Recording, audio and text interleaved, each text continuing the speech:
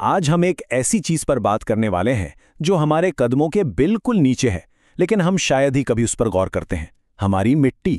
دیکھیے، یہ صرف بے جان دھول نہیں ہے، یہ ایک نہایت متحرک، زندہ قدرتی ری ایکٹر ہے جس پر ہماری پوری بقا کا انحصار ہے، اور آج اس پر جو دباؤ ہے وہ تاریخ میں پہلے کبھی نہیں تھا۔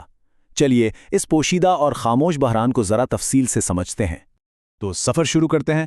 ہم اپنا آغاز کریں گے جدید فضلے کے بحران سے، پھر دیکھیں گے مٹی میں چھپے ان زہریلے مادوں کو، اس کے بعد بات ہوگی ایک زندہ تسلسل کی، اور پھر ہم کمیونٹی کے کردار، جدید ٹیکنالوجی کے حل اور ایک سرکولر بائیو اکانومی کے بہترین آئیڈیاز کو ایکسپلور کریں گے۔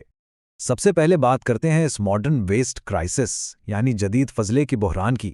آخر اس زندہ مٹی پر اچانک اتنا شدید دباؤ کہاں سے آ رہا ہے؟ اسے سمجھنے کے لیے تھوڑا سا بنیادی سائنس کا جاننا ضروری ہے۔ ایک صحت مند زرعی زمین کے دو بہت اہم حصے ہوتے ہیں۔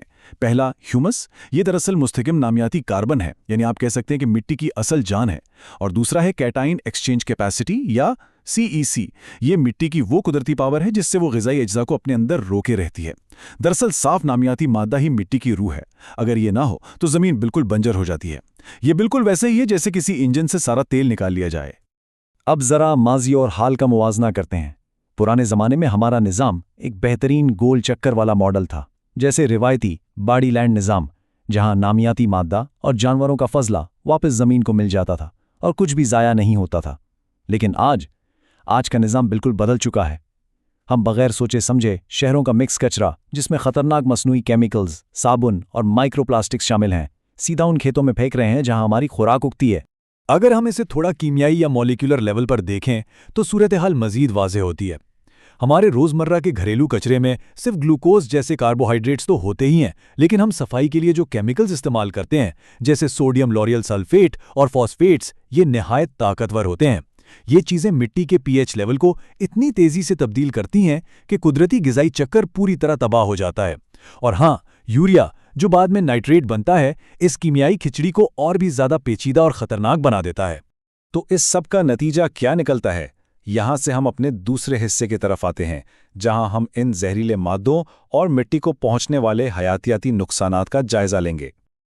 اب یہاں سب سے دلچسپ بات یہ ہے کہ ہر کیمیکل مٹی کو اپنے انوکھے اور تباہ کن انداز میں نشانہ بناتا ہے۔ بھاری دھاتیں گلنے سڑنے کے قدرتی عمل کو پوری طرح بلاک کر دیتی ہیں۔ سپروفلوکسیسن جیسی عام دوائیاں ایسے خطرناک بیکٹیریا پیدا کر رہی ہیں جن پر پھر کوئی اینٹی بائیوٹک اثر نہیں کرتی۔ ڈٹرجنٹس ضروری انزائمز کو ختم کر دیتے ہیں، اور مائکرو پلاسٹکس کا تو پوچھیں ہی مت، وہ تو مٹی کے مساموں کو بالکل بند کر دیتے ہیں، جیسے کسی کا سانس روک دیا جائے۔ اگر ہم اعداد و شمار پر نظر ڈالیں تو حقیقت واقعی چونکا دینے والی ہے۔ شہروں کے آس پاس کی زرعی زمینوں میں لیڈ، کیڈمیم اور کرومیم جیسی بھاری دھاتیں اپنی محفوظ حد سے 3 سے 5 گنا تک بڑھ چکی ہیں۔ سوچئے، اور یہ کوئی راتوں رات نہیں ہوا، یہ سالوں سے ان کیمیکلز کے جمع ہونے اور پھر ہر سال مانسون میں شہری سیوریج کے کھیتوں کی طرف بہنے کا سیدھا نتیجہ ہے۔ اب آتے ہیں تیسرے اور انتہائی اہم حصے پر، ایک زندہ تسلسل، یعنی مٹی، پودوں، جانوروں اور انسانوں کے درمیان کا گہرا اور اٹوٹ رشتہ۔ اس تسلسل کو ایک نہایت نازک دھاگے کی طرف فرض کریں۔ زمین سے لے کر ہماری خوراک تک ہر چیز آپس میں گہرائی سے جڑی ہوئی ہے۔ اگر اس زنجیر کی ایک کڑی بھی زہریلی ہوتی ہے تو وہ زہر پورے نظام میں پھیل جاتا ہے۔ یہ پھر صرف مٹی کا مسئلہ نہیں بچتا، یہ عالمی سطح پر ہماری اپنی صحت کے لیے ایک بہت بڑا خطرہ بن جاتا ہے۔ خیر، ایک عام سی گھریلو نالی سے نکلنے والے کیمیکل کا سفر ٹریک کریں تو رونگٹے کھڑے ہو جاتے ہیں۔ ہوتا کیا ہے کہ ٹاکسک ہیگزا ویلنٹ کرومیم جیسے مادے مٹی سے پودوں میں جذب ہوتے ہیں۔ جانور جب ان پودوں کو کھاتے ہیں تو وہی دھاتیں ان کے دودھ اور گردوں میں جمع ہونے لگتی ہیں، اور وہاں سے وہ سیدھا ہماری خوراک اور جسم میں آتے ہیں، جس کا نتیجہ گردوں کی خرابی، اعصابی مسائل اور ہمارے معدے کے نظام میں اینٹی بائیوٹک مزاحمت کی شکل میں سامنے آتا ہے۔ اتنے تباہ کن ماحولیاتی اثرات دیکھنے کے بعد ذہن میں فوراً ایک ہی سوال ابھرتا ہے کہ کیا ہم اس ٹوٹے ہوئے چکر کو واقعی ٹھیک کر سکتے ہیں؟ صورتحال ڈراؤنی ضرور ہے، لیکن مایوس ہونے کی بالکل ضرورت نہیں۔ ہمارے پاس کچھ انتہائی عملی، جدید اور کمال کے حل موجود ہیں جو اس نظام کو دوبارہ بحال کر سکتے ہیں۔ اور یہی ہمارا چوتھا حصہ ہے۔ ہم دیکھیں گے کہ کس طرح کمیونٹی کا ایکشن اور جدید ٹیکنالوجی مل کر اس پیچیدہ مسئلے کو حل کر رہے ہیں۔ گراؤنڈ لیول پر دیکھا جائے تو مقامی کمیونٹیز بہت بڑا بدلاؤ لا رہی ہیں۔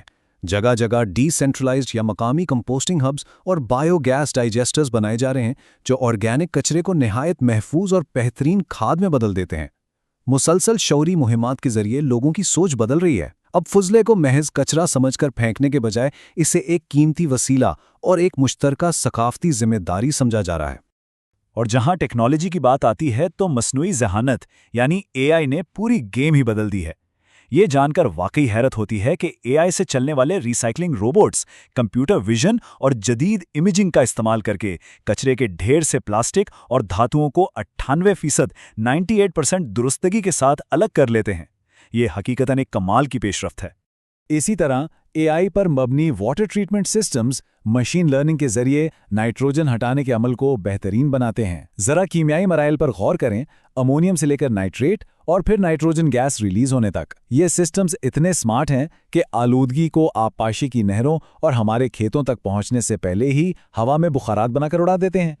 आखिर में आते हैं हमारे पांचवें और आखिरी हिस्से पर, एक सर्कुलर बायो इकोनॉमी यानी एक ऐसा पायदार माशी मॉडल जो इन तमाम हल को मुस्तकिल बुनियादों पर इस्तवार करता है।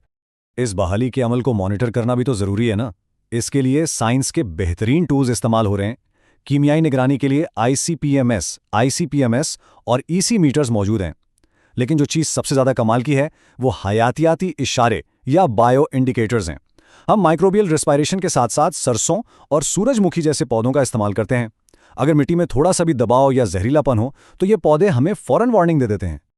तो आसान लफ्ज़ों में समझें तो अहम नुक्ता ये है कि जब हम फुजले को मुकम्मल तौर पर कंट्रोल करके बायोगैस और बायोचार यानी बायोचार में तब्दील कर देते हैं तो ये गोल चक्कर पूरी तरह मुकम्मल हो जाता है। ये ना सिर्फ मसनूई खादों का एक कुदरती मुतबादिल फराम करता है बल्कि मिट्टी में कार्बन को महफूज करने के अमल को भी तेज़ करता है।